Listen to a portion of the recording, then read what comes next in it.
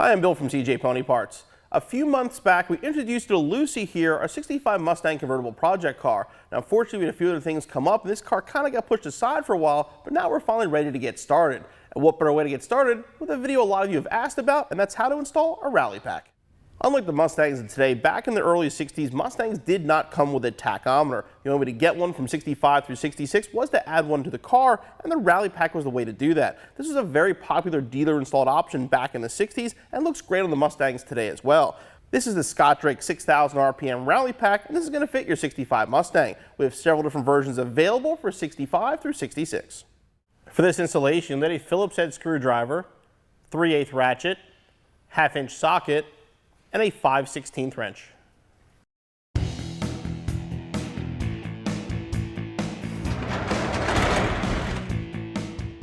Now, since we're messing with the electrical system, the first thing you want to do is disconnect your battery. Then you want to grab this harness here. We're going to focus on this connection first. What we're going to do is remove the door sill plate and the kick panel to access the wiring going to our door light switch. This actually is going to plug into here and here. That's going to allow us to power the clock.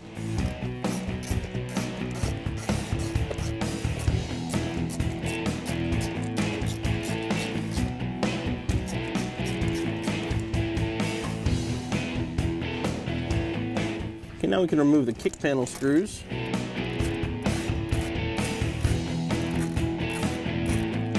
And obviously this is an excellent time to replace any of this stuff if it's damaged like ours is.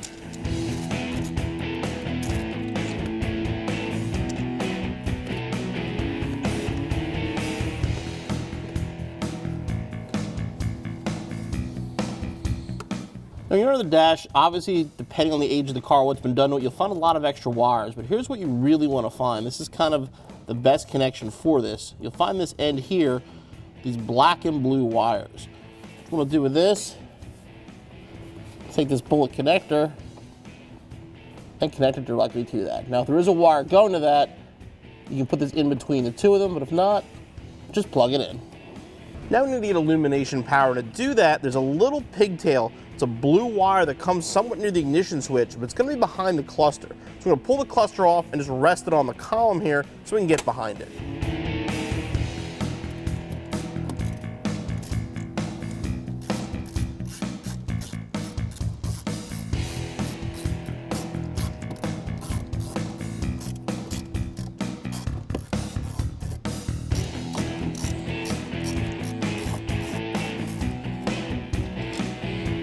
What I did here is I removed the entire cluster to do this so you can see what we're doing. You don't have to take the cluster out. It will give you more room to work, makes it a little bit easier here. But what we got to do here is make two connections up here now. This wire here is going to go to power, and that's going to go to ground. And both those are located in the dash right above the ignition switch area. The blue wire is going to go to this plug here right above the switch. There'll be nothing plugged into this, more than likely there'll be nothing plugged into this. Now this could be blue, black, red. I've actually seen different colors. Typically it's going to be black or it's going to be blue. This plugs into this, just push the pin in. Now for ground, I'm going to use the factory ground. It's located right here.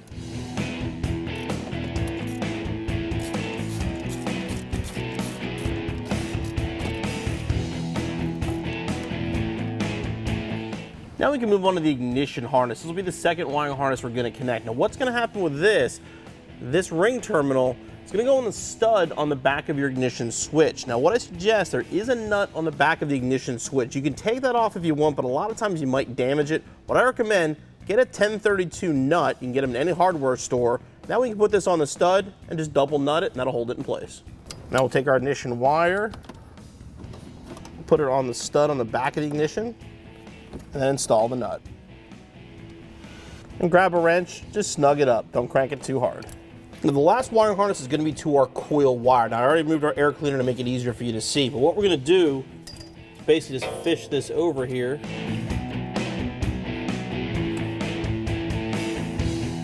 And this is going to connect to the negative terminal on our coil.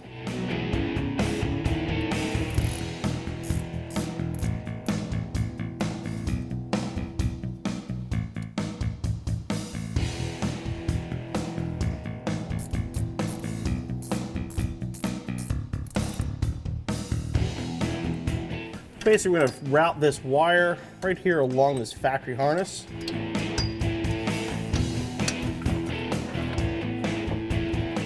Fish it through the interior. You may have to drill a hole, but usually there's an existing hole you can use here. Make sure it doesn't interrupt with anything. Okay, we'll come back and we'll zip tie that later. Now at this point, what I would suggest doing before you worry about mounting the rally pack, everything like that, plug it all in. Make sure it works, make sure all your connections are what they're supposed to be, and then we can go back and put it all back together. Red wire here goes to the coil. There is an extension wire if you do need it to get it out there. And the black one here goes to our ignition. Plug that in. Okay, then take the first harness we installed. The two wires that are blue with red stripe go to this plug here, again blue with red stripe. You have to put them in the two outside holes. Black goes to ground, and the blue to the blue. But before you about starting the car or anything like that, as soon as this thing gets powered and you plug it in, your clock should start working. And what you want to check here also, with the door switch, make sure with the door switch closed, it still works. By using that black wire, you shouldn't have any problems, but if you do connect at the door switch, close the door and it stops working, you got to switch the wire. Now we'll start it up.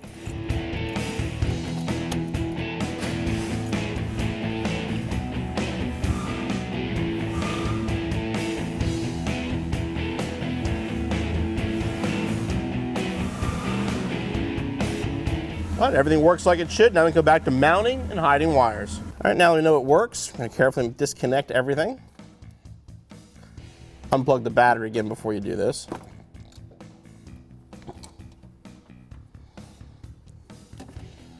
Now we're gonna start mounting the rally pack.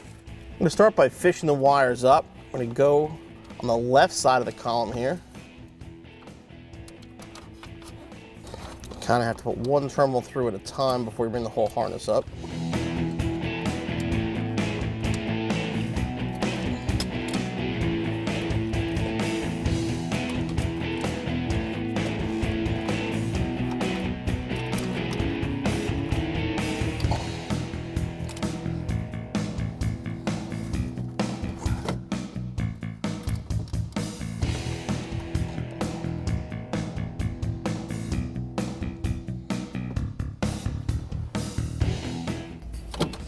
Okay, now with the wires fished off to the side, we're going to reconnect everything.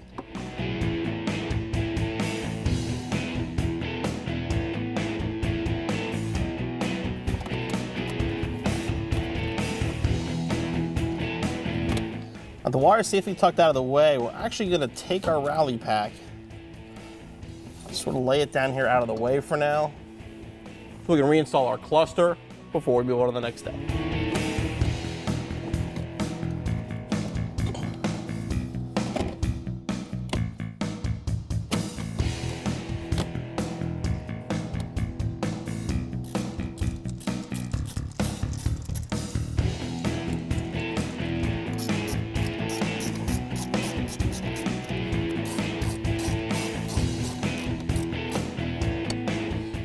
Then to get it tight through the steering column, before you put the bracket on with the rally pack, you want to put some sort of a rubber spacer or something on here and the rally pack itself so you get good grip on the column.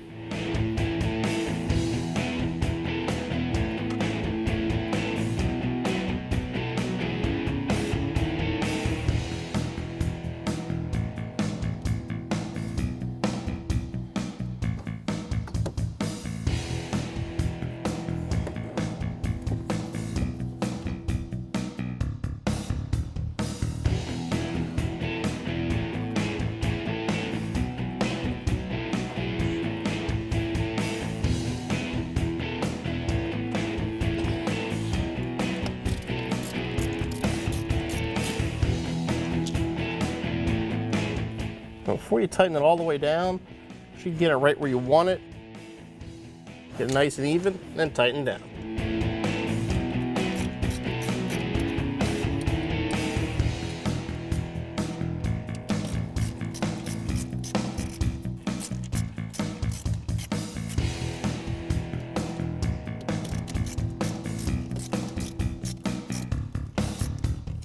Now you want to hide the wires under the hood, reinstall the kick panel and the door sill plate, and your installation's finished. Now I should mention, as I reinstall these, if you had to go out to the wires to your door switch, you have to remove these. You can find that plug I showed you under the dash with the black and blue wires. You can actually get to that without taking the kick panel and the door sill plate off.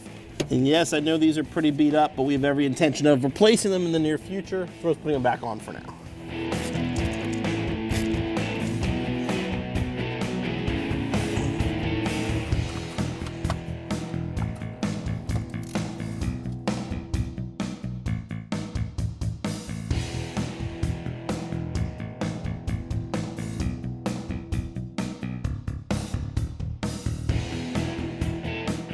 Now once you're done running, the last part of the installation is to set the clock. Real simple. To do that, simply grab this piece of chrome, pull out on it, and then just turn it to set the clock to the correct time.